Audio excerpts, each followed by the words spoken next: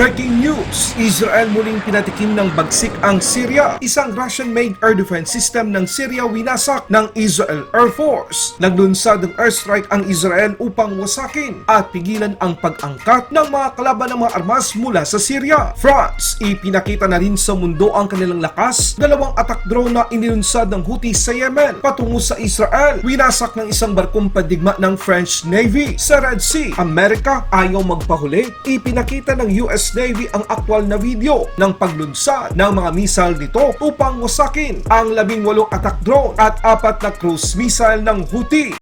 West Philippine Sea! Ahilo!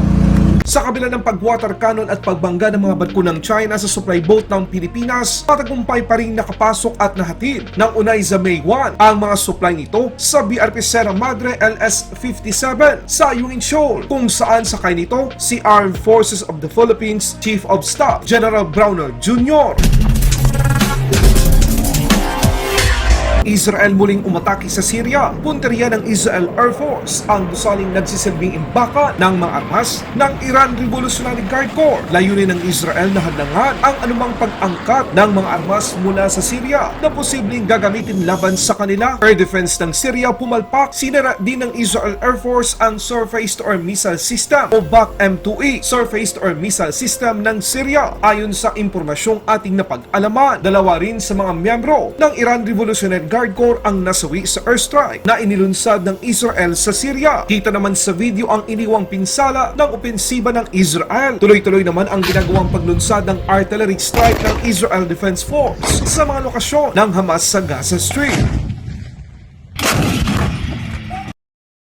France, nakialam na 2 attack drone ang pinabagsak ng isang barkong pandigma ng France sa Red Sea. Naglunsad ang Houthi sa Yemen ng mga attack drone papunta sa Israel. Agad namang nagsagawa ang French Navy gamit ang isa sa kanilang frigate ng hakbang upang wasakin ang mga attack drone ng Houthi. Isang mensahe na hindi lamang Amerika at Israel ang may kakayahan na supilin ang mga banta mula sa mga kalaban. Amerika ayaw ring magpatalo. Inihayag din ng US Navy sa unang pagkakataon ang video footage ng barkong pandigma na USS Carney kung saan winasak nito ang mga area target na inilunsad ng Houthi sa Red Sea. Ayon sa video, 22 target na ang kanilang nasupil. 18 dito ay mga attack drone at 4 naman dito ay mga cruise missile na inilunsad ng Houthi sa Yemen. Balitang Pilipinas naman tayo mga kabayan. Kahit 10 beses na marami at malaki ang barko ng China, tagumpay pa rin nakarating sa BRP Sierra Madre LS-57 sa Ayungin Shoal ang isang resupply ng Armed Forces of the Philippines sa pamamagitan ng isang supply boat dito sa unang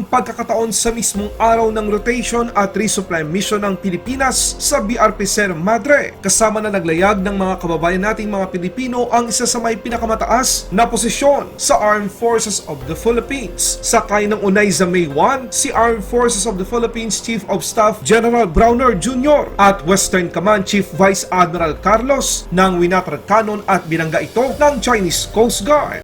West Philippine Sea! Ahilo!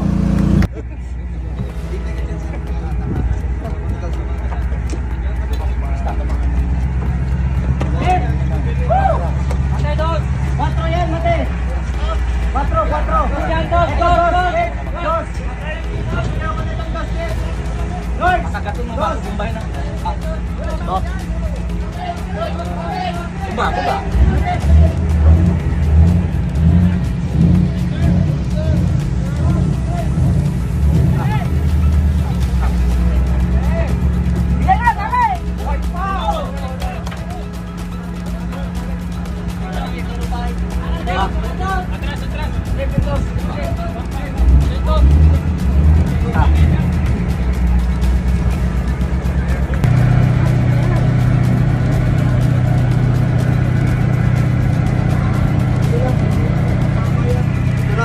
Water cannon na kami.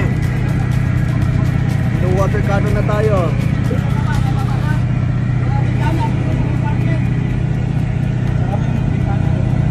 Ayan na. Water cannon na tayo.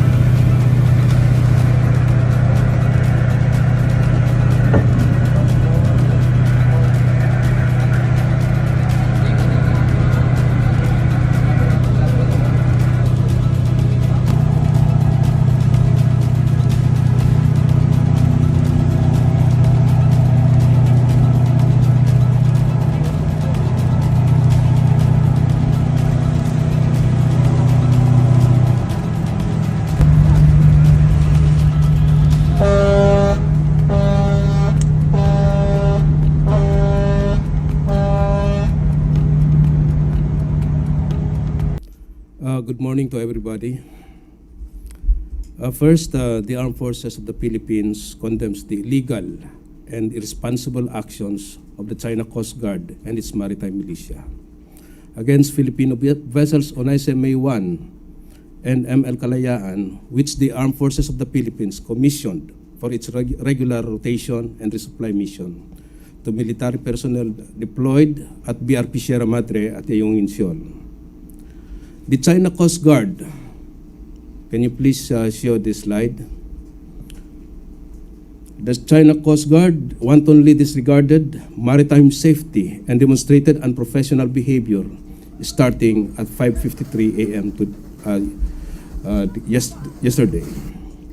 It unleashed its water cannon several times, resulting to engine malfunction of ML Kalayaan, and that is why it has to be towed back to Palawan port by a Coast Guard vessel. As you can see, this is the incident inside ML Kalayaan, how they were jolted by the strong pressure coming from the water cannon of China Coast Guard. Aside from that, the Chinese Coast Guard also performed dangerous maneuvers to another vessel in an attempt to derail our resupply mission.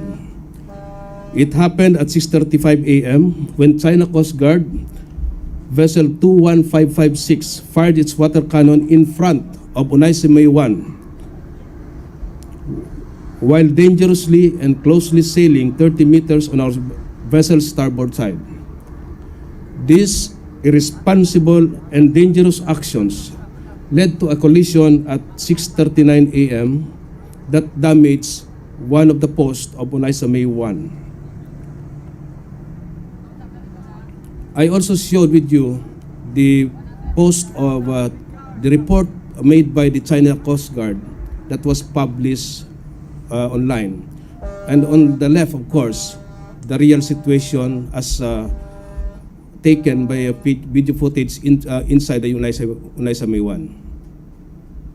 So you can see the stark contrast of the narrative of China Coast Guard to what really happened.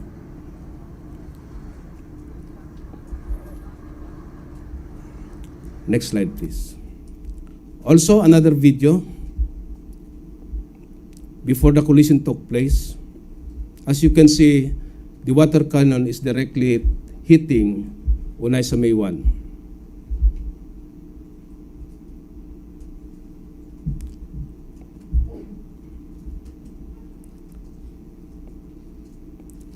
And another video.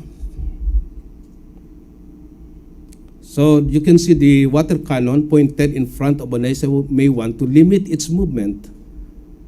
And later on, you will see where that Coast Guard vessel is located, which is 30 meters before the collision incident happened.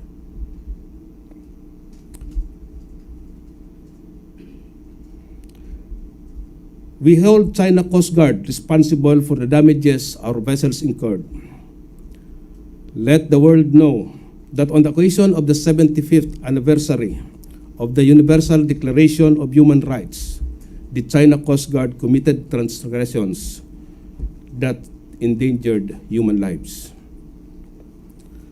China Coast Guard and its maritime militia have no right to interfere in our routine and legitimate operations. Ayungin Siol is within our exclusive economic zone, and their presence and actions are undermining the peace and stability in the West Philippine Sea. Thank you. Laban Pinas.